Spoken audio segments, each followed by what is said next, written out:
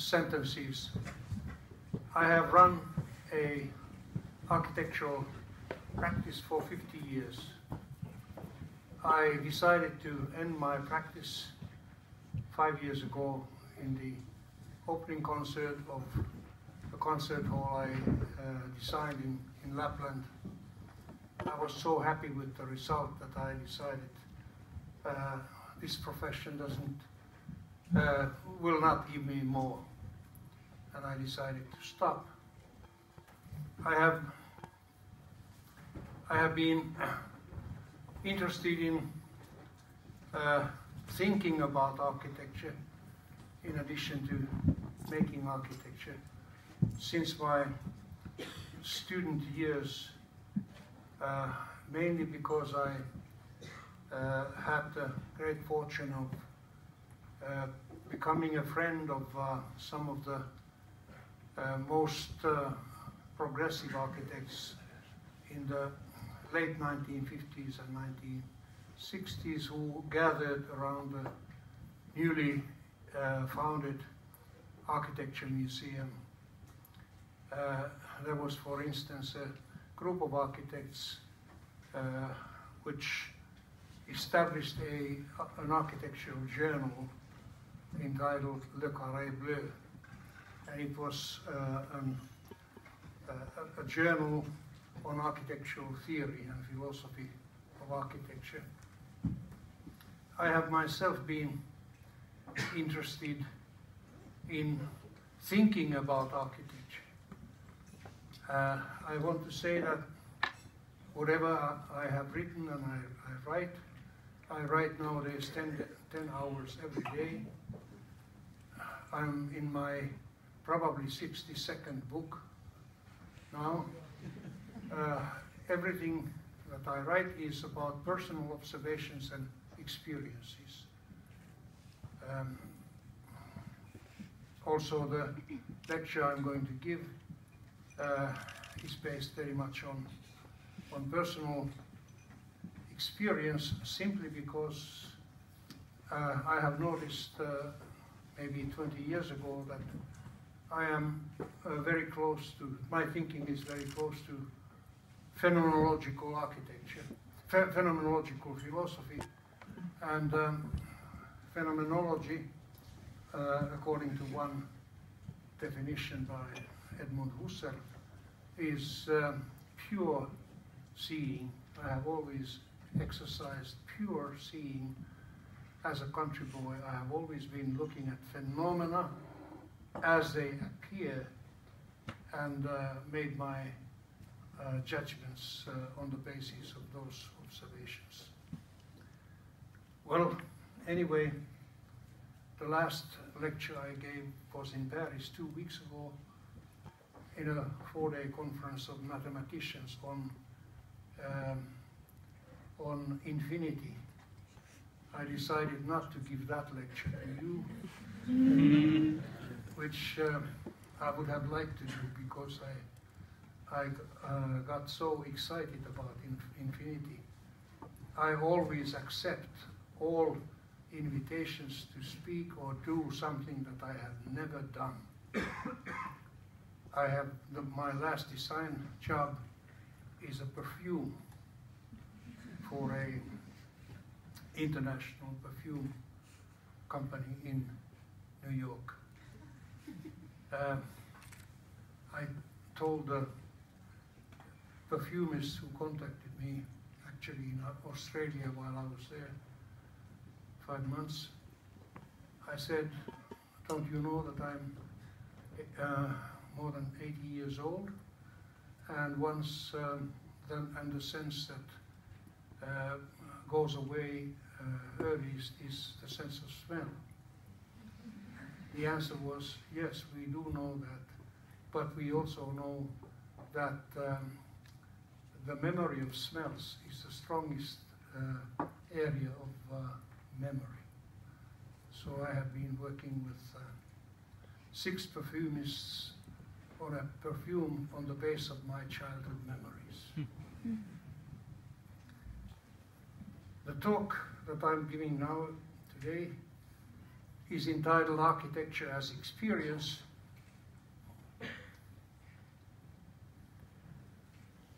Existential meaning of architecture.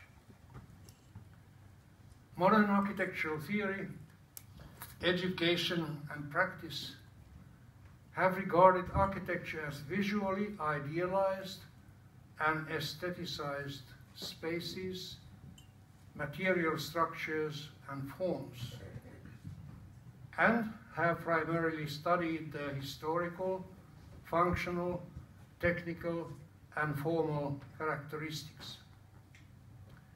These analyses have focused on architecture as physical objects and spaces and their geometric and compositional qualities, as well as the representation of these properties in drawings and conceptual schemes. As architecture does not possess a comprehensive theory of its own, the points of view and methods of research have usually been borrowed from other disciplines in accordance with changing interests and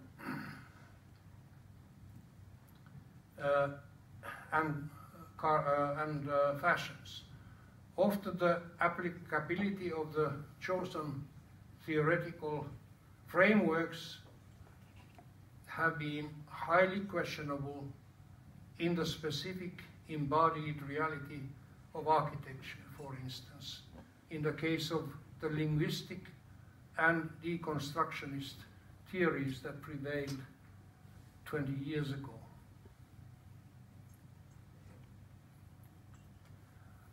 Although I am frequently introduced as a theoretician, I dare to question the feasibility of a comprehensive theory of architecture due to the inherent internal complexities, contradictions, and irreconcilabilities of this phenomenon.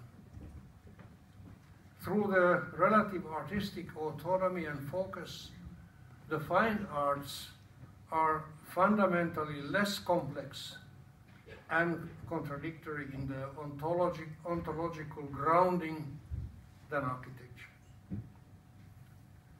The inherent internal complexity of architectural projects was pointed out by Alvar Aalto in his inaugural lecture as member of the Academy of Finland in 1955.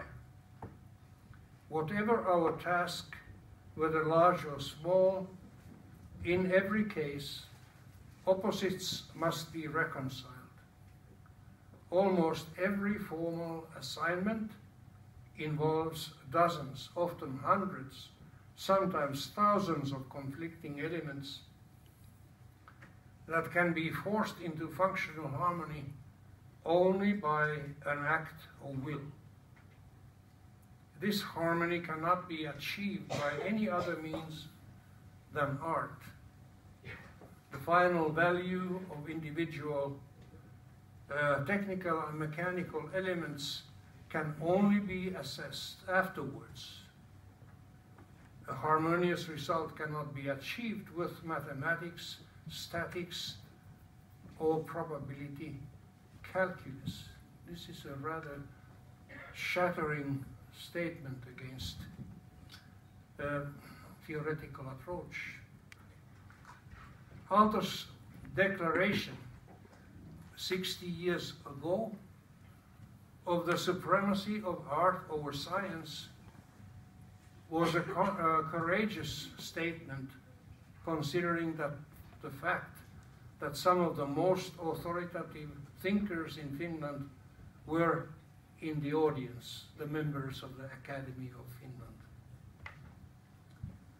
Aalto's view of the integrating power of art has recently been supported by Vittorio Gallese, one of the discoverers of mirror neurons in the University of Parma.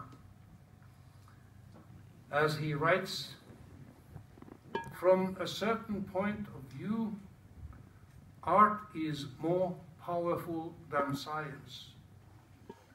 With much less expensive tools and with greater power of synthesis, artistic intuitions show us who we are, probably in a much more exhaustive way with respect to the objectifying approach of the natural sciences.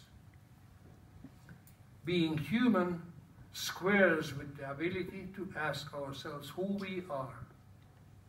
Since the beginning of mankind, artistic creativity has expressed such ability in its purest and highest form. This is one of the major scientists of today who discovered the mirror neurons, which are the most interesting and promising discovery, I would say, ever into understanding how art works on human mind.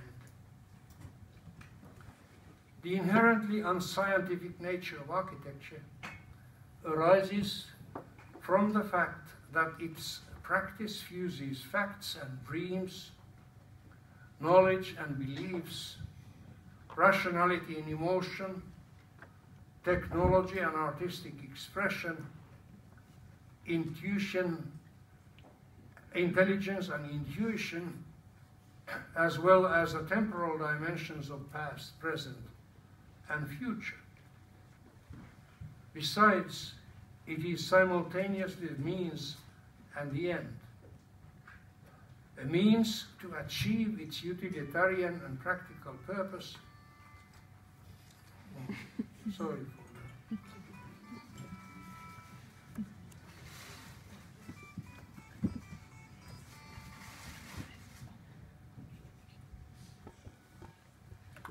Sorry. Well, what was I?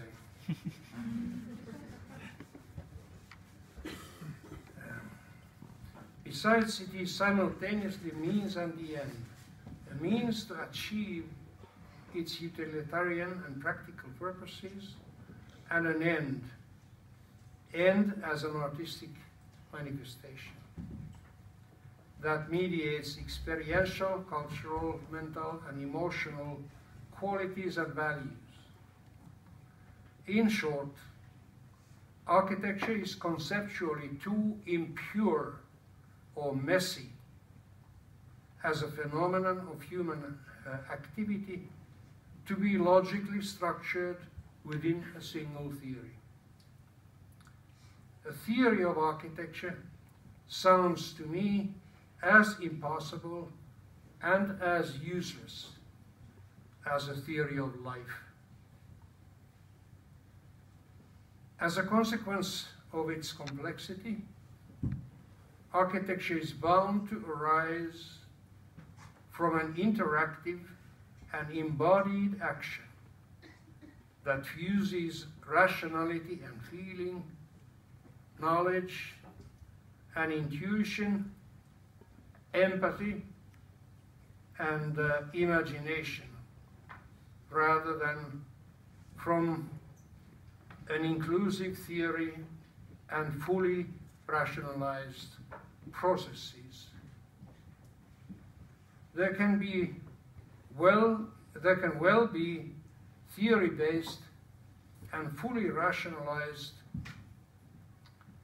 aspects in the design process, but in its entirety, the process is iteratively synthetic. Architectural design as a creative process in general, is guided by a subjective, self-piloting action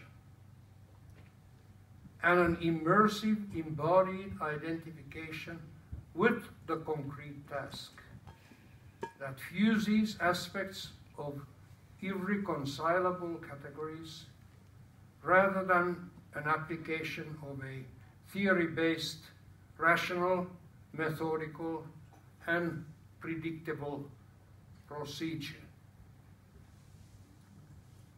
The design process is not a rational path, as it consists of countless repeated deviations, dead ends, new beginnings, hesitations, temporary certainties, and a gradual emergence of an acceptable goal as the result of the process itself. The structure and potential essence of the design task is gradually revealed as the design response emerges. Questions and answers are formulated simultaneously, and both are subject to the unpredictable creative process. This is very essential in my thinking. Questions and answers arise at the same time. Simply, due to the essential existential content of architecture, its design cannot be a smooth, rational, problem-solving process. All buildings that move us are usually closer to personal confessions than problem-solving.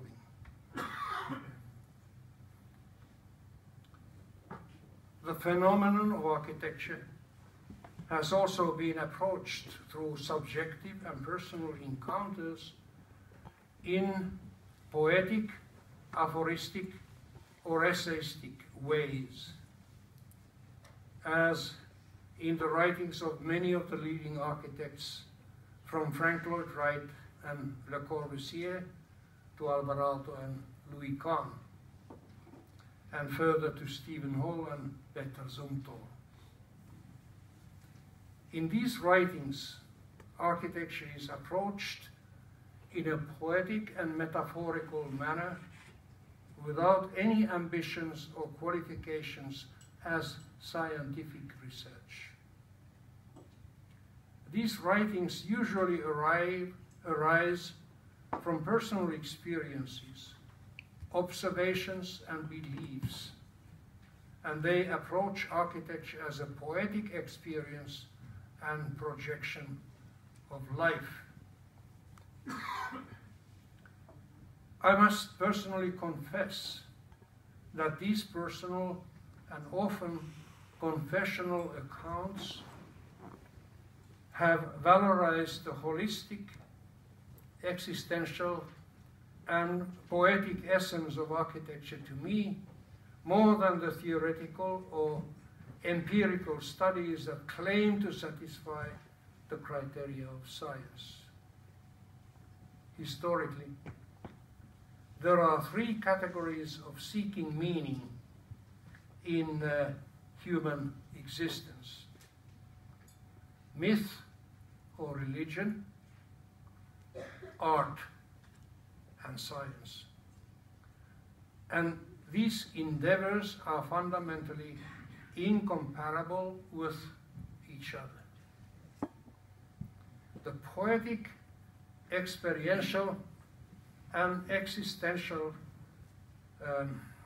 core of art and architecture has to be confronted, lived, and felt, rather than understood and formalized intellectually. There are surely numerous aspects in construction, in its performance, structural reality, as well as formal and dimensional properties, and distinct psychological impacts that can be studied scientifically. But the experiential, mental, and existential meaning of the entity can only be encountered and experienced. During the past few decades an experiential approach based on phenomenological encounters and first-person experiences of buildings and settings has gained ground. This thinking is initially based on the philosophies of Edmund Husserl, Martin Heidegger, Maurice Merleau-Ponty, Gaston Bachelard, and many other philosophical thinkers. The phenomenological approach, which also acknowledges the significant role of embodiment, was introduced in architectural context by such writers as Sten Eiler Rasmussen, Christian Norbert Schulz, Charles Moore, David Seaman, Robert Mugerauer, and Karsten Harris, for instance. I also believe that the book entitled Questions of Perception of 1994 by Stephen Hall, Alberto Perez Gomez, and myself helped to spread this manner of thinking, especially in schools of architecture internationally. The poetic and existential dimension of architecture is a mental quality. And this artistic and mental essence of architecture emerges in the individual encounter with an experience of the work. In the beginning of his seminal book, Art as Experience of 1934, John Dewey, the visionary American pragmatist philosopher, argues, in common conception, the work of art is often identified with the building, book, painting, or statue in its existence, apart from human experience. Since the actual work of art is what the product does with and in experience, the result is not favorable to understanding. When artistic objects are separated from both conditions of origin and operation in experience, a wall is built around them that renders almost opaque the general significance with which aesthetic theory deals. End of quote. This is a very important argument. Here the philosopher connects the condition of making a piece of art and its later encounter by someone else, as in both cases the mental and experiential reality dominates, and the work exists nakedly as a human experience. The philosopher suggests that the difficulties in understanding artistic phenomena arise from the tradition of studying them as objects outside of human experience and consciousness. Dewey writes further, by common consent, the Parthenon is a great work of art. Yet it has aesthetic standing only as the work becomes an experience for a human being. Art is always the product in experience of an interaction of human beings with their environment. Architecture is a notable instance of the reciprocity of the results in this interaction. The reshaping of subsequent experience by architectural works is more direct and more extensive than in the case of any other art. They not only influence the future, but they record and convey the past. This is again very important that architecture somehow reveals the past. Here, do we even assigns an actively conditioning role to architecture in relation to the nature of experience itself, as well as to our understanding of the passing of time and history. I have formulated this view with the argument that architecture creates frames and horizons for perception, experience, and understanding. Understanding the specific human condition, and consequently, instead of being the end product, it has essentially a mediating role. This is the most important thing I have myself understood at a rather late age, is that architecture has a mediating role. As the great philosopher Maurice Merleau-Ponty argues, quote, "We come not to see the work of art, but the world according to the work." This is probably the most important thing I can tell you tonight, or perhaps ever.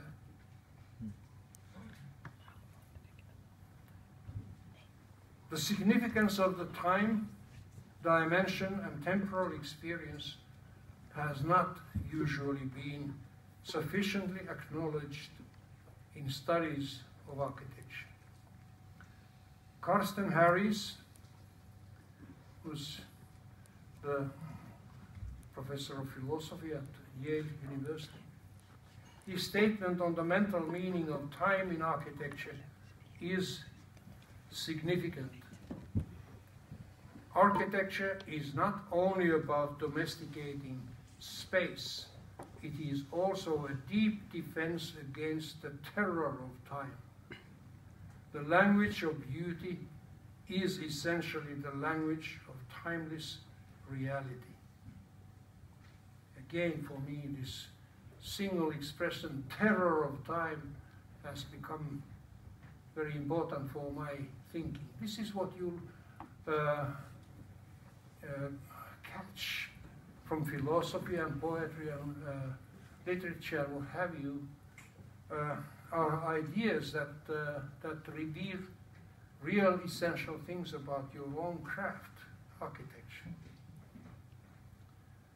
Since Siegfried Gideon's Space, Time and Architecture of 1941, the art of building has been theorized in terms of the space-time continuum as defined in modern physics, but the dimension of time has also its independent mental role in our experience of life and architecture.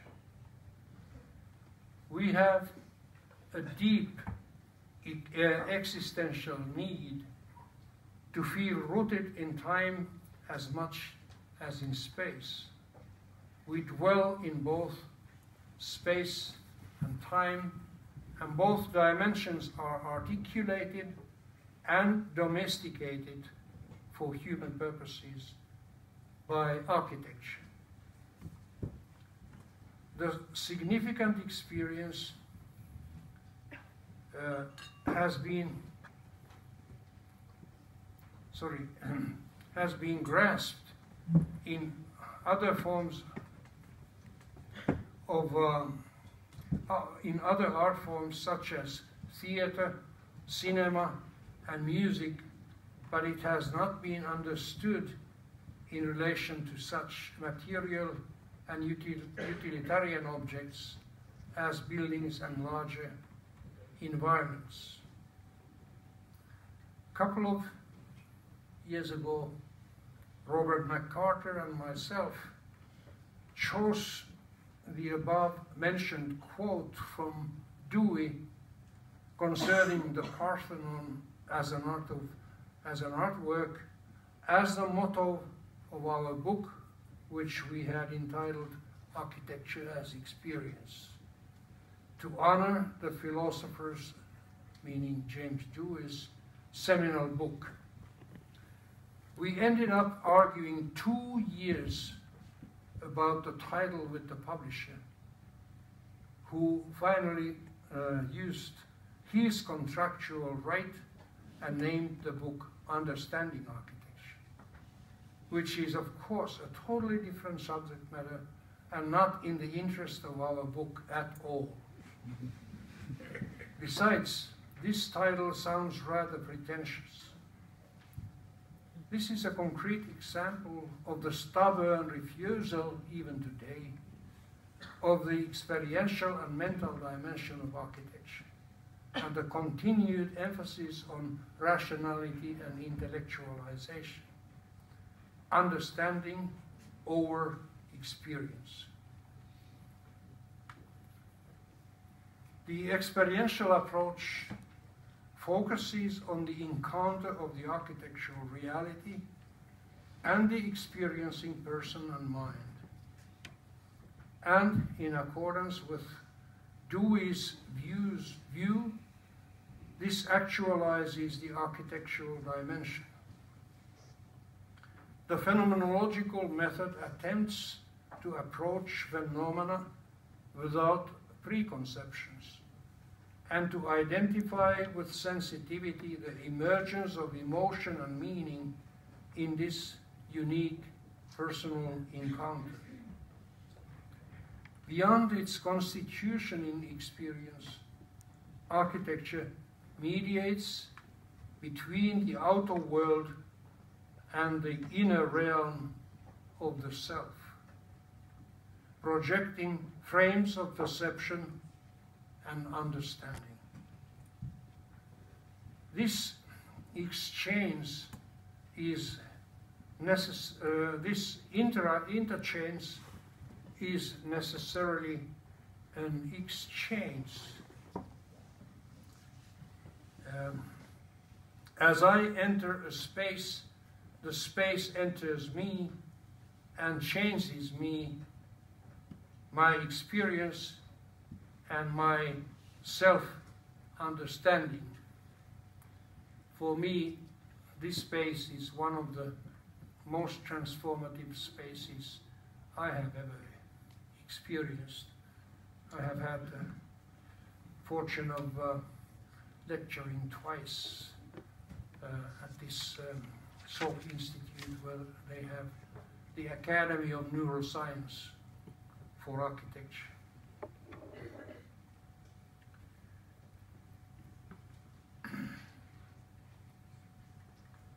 Merleau-Ponty, as I already said earlier, Merleau-Ponty states firmly, we come to see not the work of art, but the world according to the work. This is exactly what this space does to you. You're not thinking of the building, you are thinking of the world. The philosopher's view rejects the regrettably common understanding of art and architecture as artistic self-expressions. This is an essential point. The meaning of art and architecture is outside of the work itself, and it always reaches beyond itself. A fundamental starting point in the experiential approach to art and architecture is the fusion or continuum of the physical and the mental, the outer and the inner realms, without categoric boundaries. Rainer Maria Rilke used the beautiful notion Welt-Innenraum, the inner mentally experienced interior space of the world. Merleau-Ponty tells us enigmatically, the world is wholly inside and I am wholly outside of myself. This seems to point at the chiasmatic intertwining of the outer and the inner realms, the material and the mental. Profound architects have always intuitively understood that buildings structure, reorient, and attune our mental realities. The fact that artists have intuited mental and neural phenomena often decades before psychology or neuroscience have identified them is the subject matter of Jonah Lehrer's thought-provoking book, Proust Was a Neuroscientist. In his pioneering book, Survival Through Design of 1954, published more than 6 decades ago, Richard Neutra already acknowledges the biological and neurological realities and makes a suggestion that is surprising for its time. Quote, "Our time is characterized by a systematic rise of the biological sciences and is turning away from oversimplified and mechanistic views of the 18th and 19th centuries without belittling in any way the temporary good such views may have once delivered. An important result of this new way of regarding this business of living may be to bear and raise appropriate working principles and criteria for design." Later he even professes, "Today design may exert a far-reaching influence on the nervous makeup of generations." Mind you, this was written in 1954. I met Richard Neutra once, and I used to look at him as a Hollywood architect. Now that I have read his book, I realize how much wiser than he was, and my assumption. Also, Alvarado intuited the biological ground of architecture in his statement, "I would like to add my personal emotional view that architecture and its details are in some way all part of biology." Unquote. I must say, I am coming forcefully to this direction that architecture is a branch of biology. Our preferences, both aesthetic and bodily preferences, they must be all based on our evolutionary history.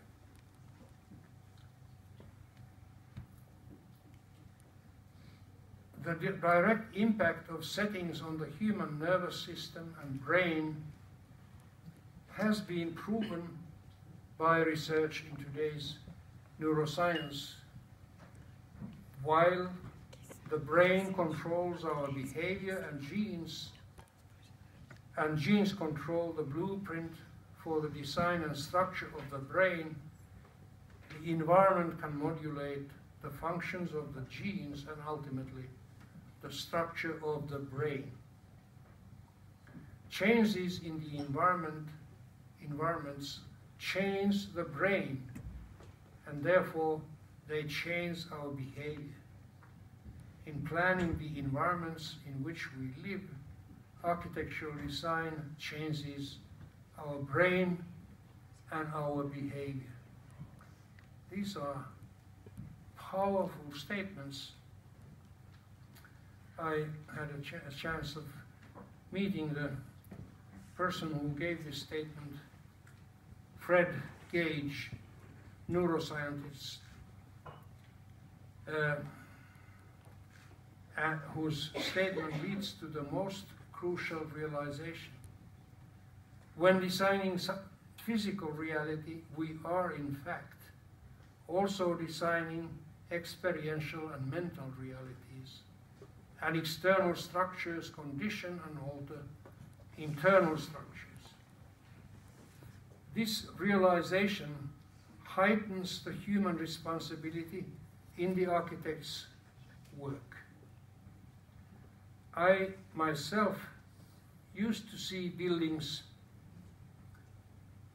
as aestheticized objects, but for 3 decades now, architectural images have been primarily mental images or experiences of the human condition and mind. I have also gradually understood the significance of the designer's empathic capacity, the gift to simulate and empathize with the experience of the little man, to use Alvarado's notion. This interface between the material and the mental worlds is so fundamental that philosophers and neuroscientists, such as Alva Noe in California, increasingly see this continuum to constitute the human consciousness, whereas Dewey argued thought-provokingly, the mind is a verb. I wish to argue that architecture also is a verb,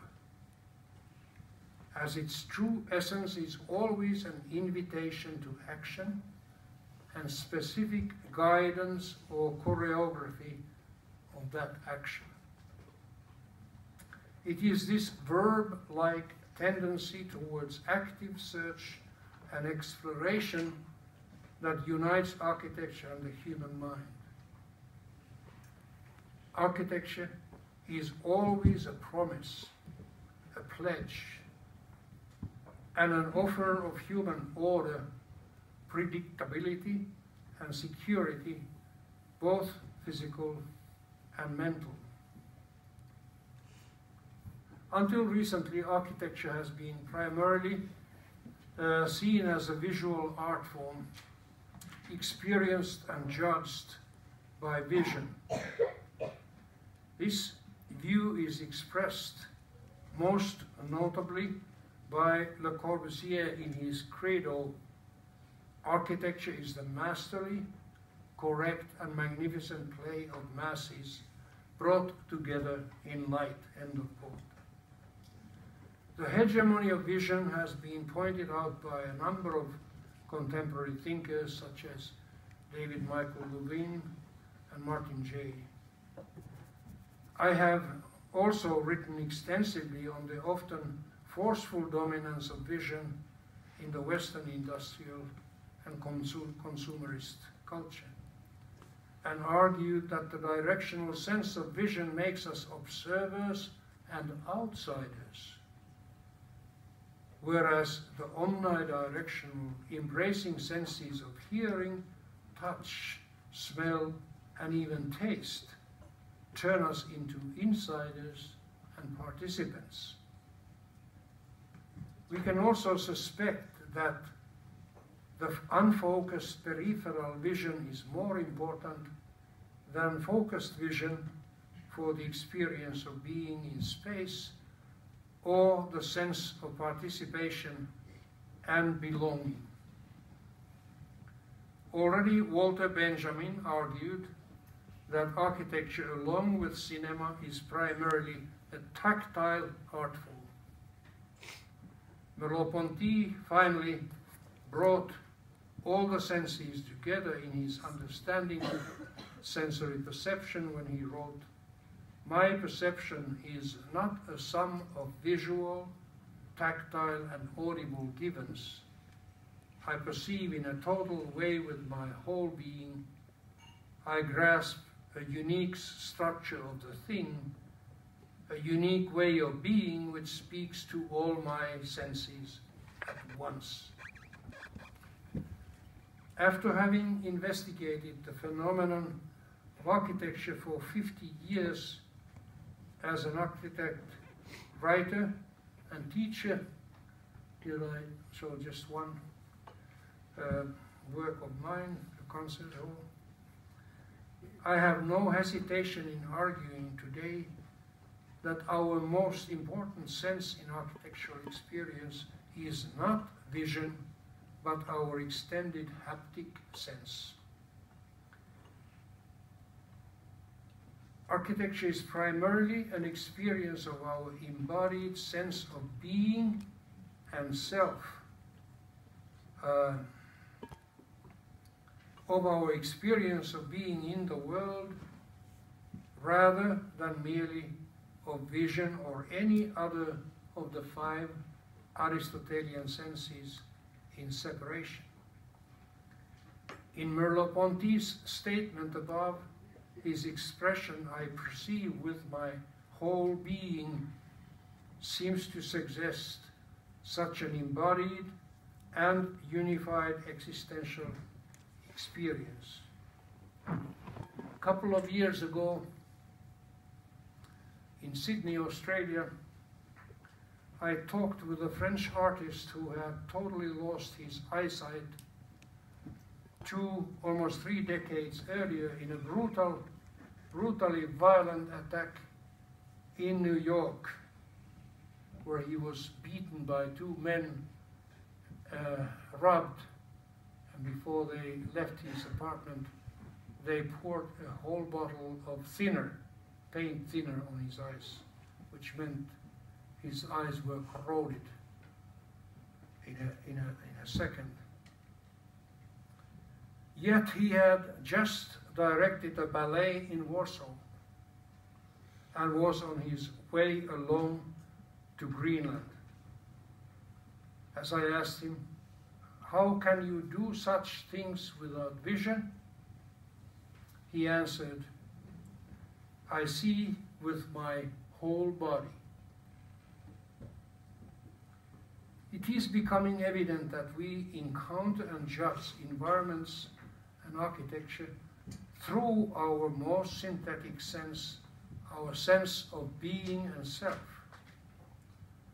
Merleau-Ponty's notion of the flesh of the world makes this view understandable. This is one of the most central notions I have learned from philosophy, the flesh of the world, by Merleau-Ponty, where the flesh of the world is something that we are part of. Our flesh is part of the flesh of the world, and that creates that inseparable continuum.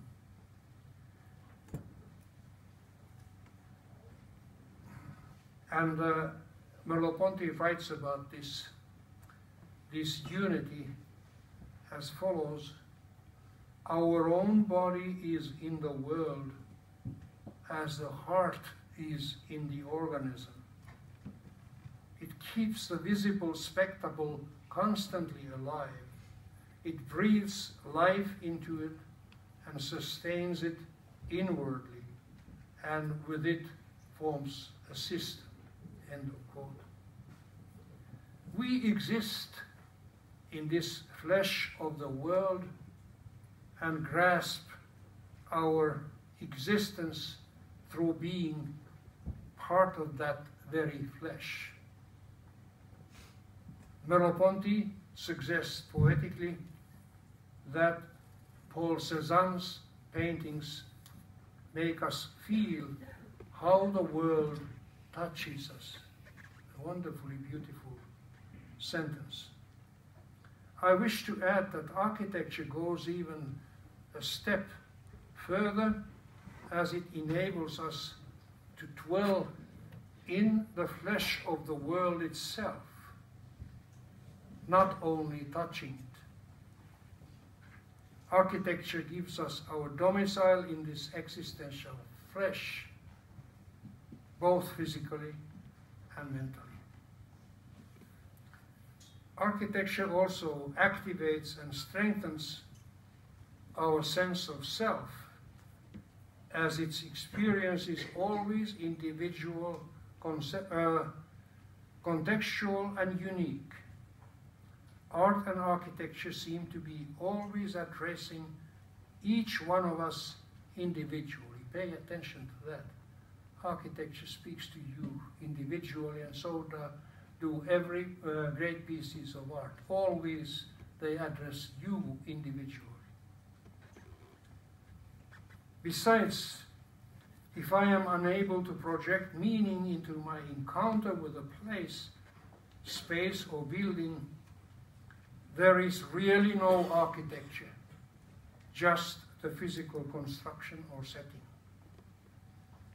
This is a non-place, to use the notion of Edward Relf. The imaginative experience of spaces and events, the imaginative experience of the spaces and events experienced when reading a novel is a most impressive capacity of our imagination. While reading, we keep constructing objects, rooms, houses, cities, and entire continents. And even more miraculously, we create the flesh in which these events are embedded. We architects should study how great writers make us not only enter literary realities, but construct them in our imagination. We need to learn to see, imagine, and feel drawings as experienced and lived, but that calls for a capacity of imagination elevated to second power. As Jean-Paul Sartre argues, when I am reading Dostoevsky's Crime and Punishment, I project my own sense of frustration, frustrated waiting on the character of Raskolnikov. I am saying this want to say this very forcefully. Literature is one of the finest areas for a young architect or a student to learn how to imagine about spaces and human life and their interactions and interdependencies. This capacity of literature to evoke and mediate experiences of spaces, places, and situations has been recently studied by Elaine Scarry. And she writes, in order to achieve the vivacity of the material world, the verbal arts must somehow also imitate its persistence and, most crucially, its quality of givenness. It seems almost certainly the case that it is the instructional character of the verbal arts that fulfills this mimetic requirement for givenness. This is a very strong advice for architects also. We need to create spaces that are real, that have the capacity of vivacity and persistence. Architecture is not an art form of pure fantasy. When I feel deep and moving melancholy in Michelangelo's Laurentian library, it is my own sense of melancholy that I am confronting. released and amplified by the embodied gestural language of the great architect. I can even say that I feel through the muscles of Michelangelo as his buildings, shapes and profiles secretly gesture as if they were parts of a human body. He himself in his notes records on this. The great gift of art is that we can momentarily experience and feel the world and ourselves as articulated through the sensitivity of a great artist. We can see with the eyes of Piero della Francesca, feel with the muscles of Michelangelo, and hear with the ears of Bach. This is the great gift of art and humanity.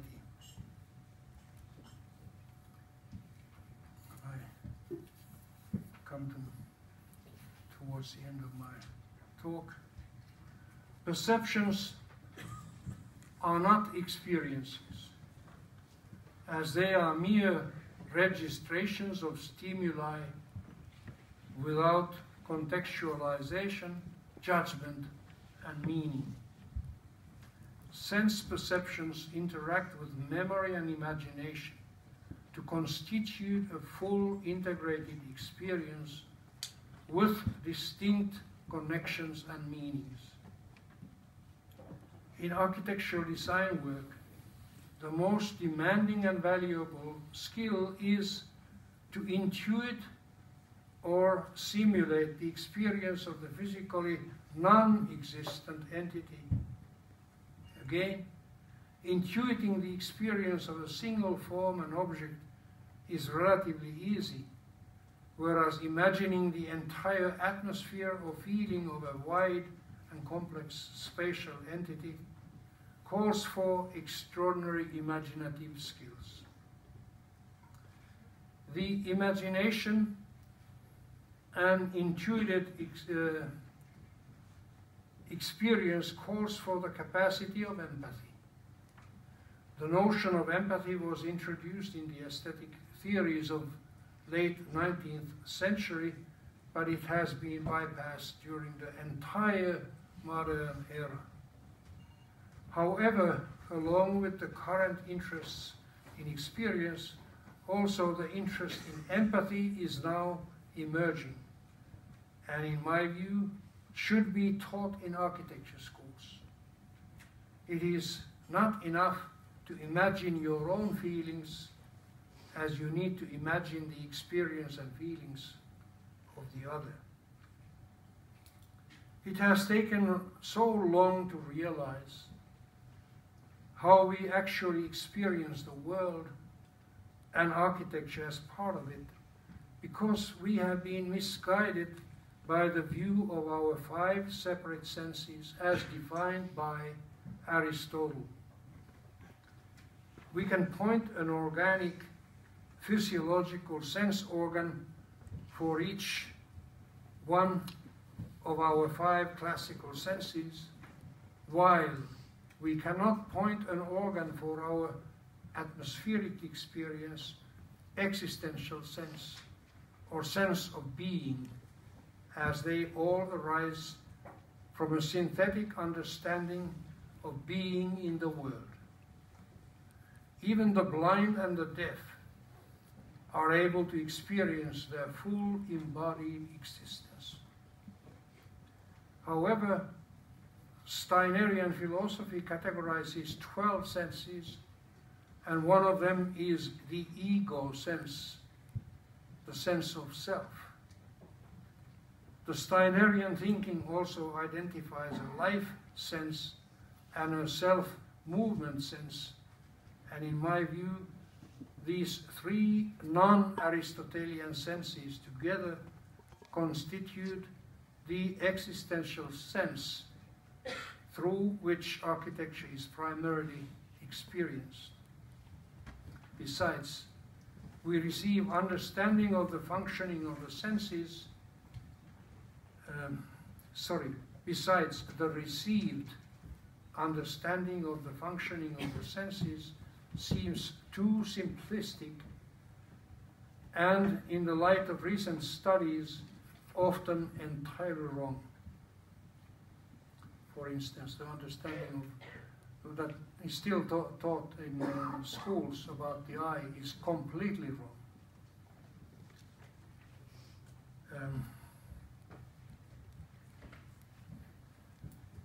The cardinal mistake is the prevailing understanding of our experience of the world as a picture. It suffices here to just mention that philosopher Alva Noe presents the dramatic question: is the visual world a grand illusion? In the very title of the book he has edited. This suggestion, of course, is a shocking question for us architects to think about. Is the visual world a grand illusion? I believe, yes, it is. This gradual expansion of our understanding of the senses, their functioning and interactions, and the consequent changes in our understanding of experience, reminds me of the problem of localizing human consciousness. In his book entitled Out of Our Heads, Why You Are Not Your Brains and Other Lessons from the Biology of Consciousness, Alva Noe argues that scientists have not succeeded in localizing human consciousness because they have been searching its location in a wrong place inside the brain. In Noah's view, and I believe he is absolutely right, consciousness cannot be localized at all because it is not a thing, but a relational phenomenon emerging between the human mind and the world. Human consciousness is out there between the brain and the world. I suggest that artistic experience is similarly a relational phenomenon between the poetic object and the experiencing mind. Atmospheric experience is also a difficult phenomenon because it is a relational experience, not a definable, nameable, and measurable object or thing.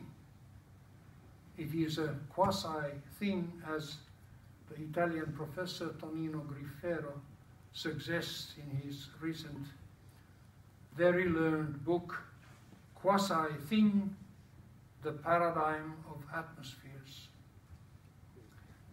It also arises from relations and interactions of numerous irreconcilable factors, such as scale, materiality, tactility, illumination, temperature, humidity, sound, color, smell, etc., which together constitute the atmosphere, or actually our experience of it.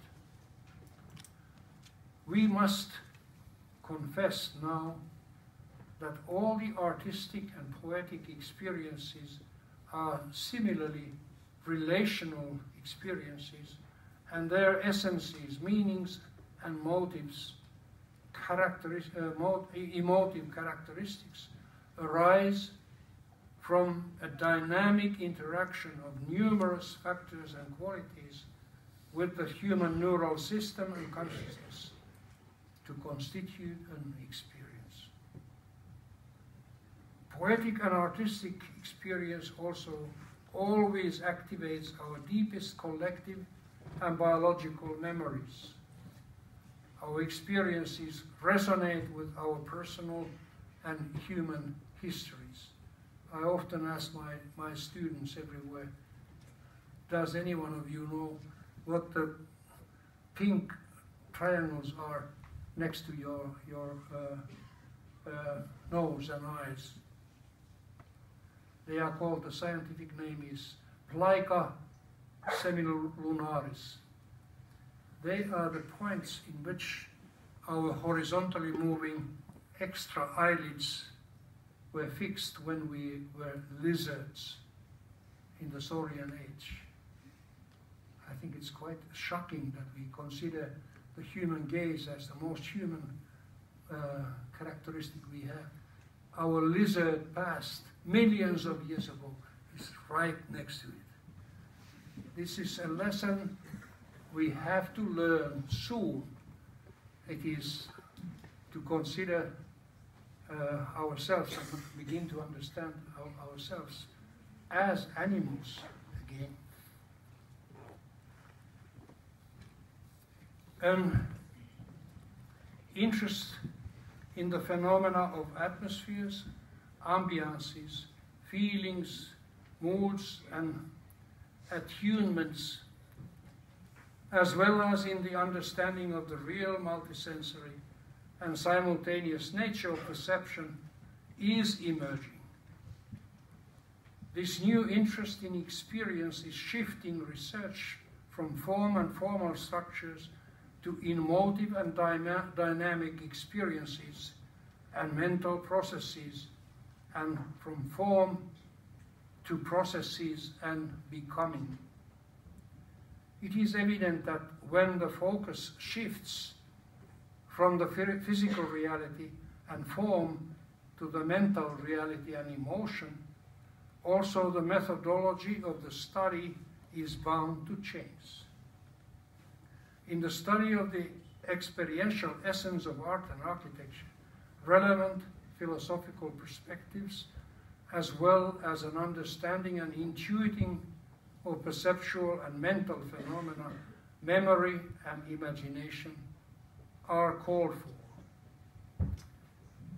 In order to understand human experience, we must shift from the quasi-scientific processes of measuring to the courage and desire to live and confront architecture directly through our very act of living. Thank you.